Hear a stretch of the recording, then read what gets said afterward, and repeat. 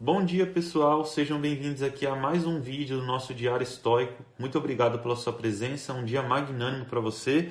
Hoje, 17 de julho, com o tema Não abandone os outros ou você mesmo. À medida que avançares pela vereda da razão, pessoas vão se interpor no teu caminho. Elas nunca serão capazes de impedir-te de fazer o que é direito. Por isso, não as deixe destruir tua boa vontade em relação a elas. Mantenha uma vigilância constante em ambas as frentes, não apenas para julgamentos e ações bem fundamentados, mas também para a gentileza com aqueles que obstruiriam teu caminho ou criariam outras dificuldades, pois irritar-se também é uma fraqueza, tanto quanto abandonar a tarefa ou render-se em pânico, pois fazer qualquer dessas duas coisas é uma igual deserção, uma pelo recuo e outra pelo distanciamento de um parente ou amigo. Marco Aurélio em suas meditações. Quando começarmos a avançar na vida, encontraremos as limitações das pessoas à nossa volta. Quando todas as pessoas não estão se alimentando bem, de certo modo estão alinhadas naturalmente. Mas se uma delas começa a comer alimentos mais saudáveis, de repente surgem divergências. Agora há uma discussão a propósito de onde ir jantar.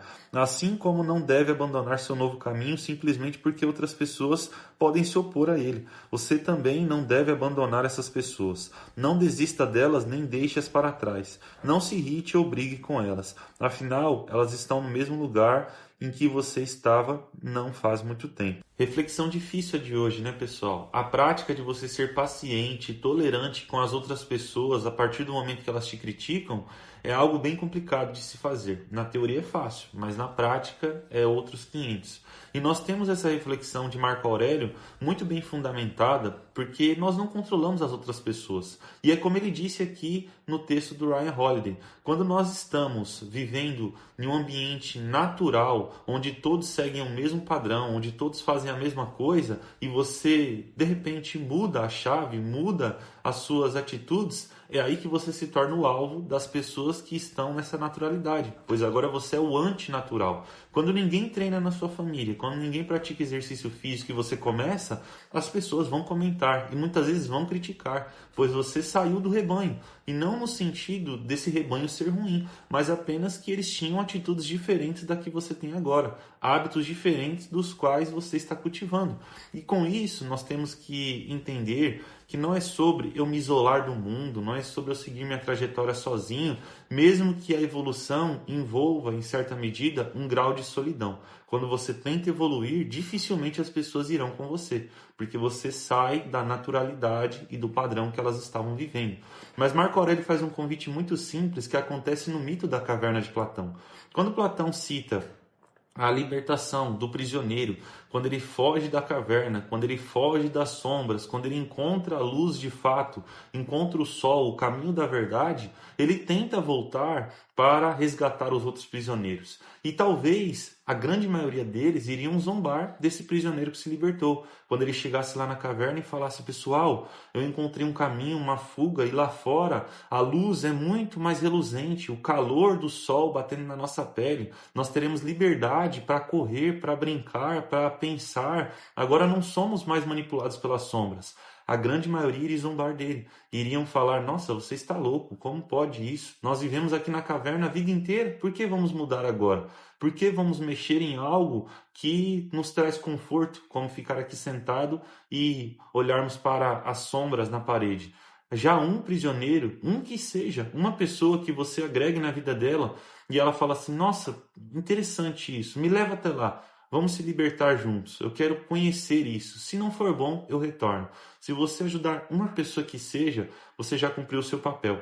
Pois o nosso vaso a ser preenchido no quesito da evolução, do desenvolvimento, não pode ser apenas um vaso egocêntrico, que você preenche ele e guarda apenas para si. Tem que ser algo que você também transborde na vida dos outros. Pois quando você faz o bem aos outros, você faz a si mesmo. De que utilidade, de que praticidade teria o meu conhecimento se também não for passado para as pessoas que não sabem? Às vezes eu sei 1% a mais que outra pessoa e esse 1% pode mudar a vida dela. Então vale a pena eu compartilhar, pois eu só aprendi o que eu sei hoje porque outras pessoas compartilharam comigo. Imagine se só existisse egoísmo e todos os sábios fossem para o topo de uma montanha e não compartilhassem a sabedoria com ninguém. o mundo não se tornaria um lugar melhor. Então nós estamos aqui por um propósito, de sermos tolerantes com os outros, porque não controlamos as ações deles, as críticas, os ataques, os comentários, e sermos exigentes com nós mesmos, porque controlamos as nossas vidas. Nós sabemos que muitas vezes a visão do outro é uma crença limitante que ele tem, é do contexto onde ele nasceu. E isso não significa que você deve ser trouxa, que você deve ser besta, as pessoas te criticando e você dando sorriso. Não, você impõe os seus limites, você faz até onde consegue, depois dali não precisa mais gastar energia. Até porque a cura depende do desejo de ser curado. Do que adiantaria o prisioneiro retornar para a caverna, tentar convencer os outros a se libertarem também e ninguém querer? Ele vai embora e segue a sua vida sozinho mesmo, que é o que acontece, por exemplo, no mito da caverna de Platão. E nós temos aqui exatamente essa perspectiva a ser analisada na manhã de hoje. Você ser uma pessoa que agrega na vida dos outros e que entende o contexto que essas pessoas estavam. Muitas vezes hoje você lida muito melhor com os desafios, com as adversidades, com os pensamentos, porque você está estudando estoicismo, estudando filosofia, estudando literatura, e isso não pode ser um fator que você prende, que você restringe, mas tem que ser um fator de multiplicação. Você agregar na vida dos outros, você ensinar o seu filho, ensinar um parente, ensinar um familiar, e nem que ele adquira um pequeno ensinamento desses que você está passando. O seu progresso já foi feito, você já tornou o mundo um lugar melhor. Aqui, às vezes eu falo e terão 200 pessoas que assistem e apenas 2 vão aprender alguma coisa, por exemplo. O meu papel já está cumprido.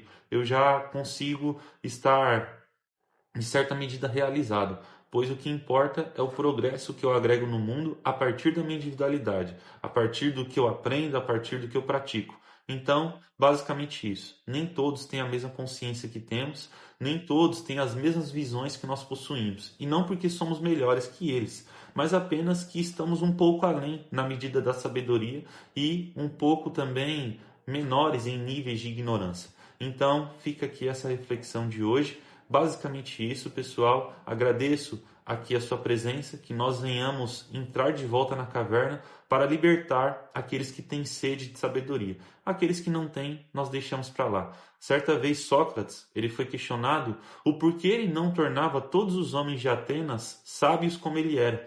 E ele disse a seguinte coisa: a minha mãe, Fenarete, era a melhor parteira de Atenas. Só que uma coisa ela não poderia fazer, que era dar à luz a uma mulher que não estivesse grávida. A mesma coisa acontece quando você tenta despertar o saber em quem não está grávido de ideias, em quem não tem sede pela sabedoria e pelo conhecimento. A pessoa que não tem o desejo de ser curada da ignorância. Então, fica essa reflexão para você. Muito obrigado, comente aqui o que interpretou e até amanhã.